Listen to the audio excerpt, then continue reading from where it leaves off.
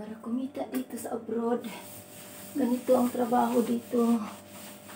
Kaya mga anak, magsipag kayo para hindi niyo maranasan ang magkuskus ng ganito. Napakahirap. Umiyak ka man, wala kang magagawa. Dahil gusto mong kumita para sa iyong pamilya. Sa ating sariling bansa.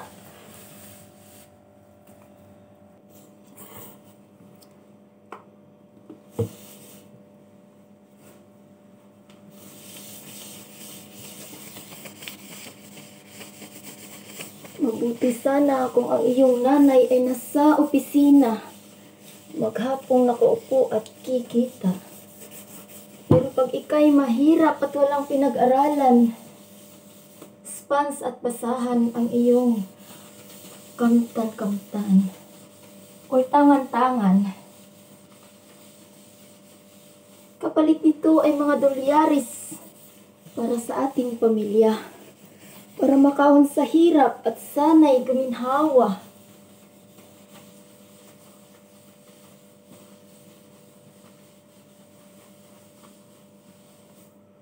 Kaya mga anak na mga OFW, lalo na sa mga anak ko, sana gamitin ang lahat ng aking pinapadala sa tama.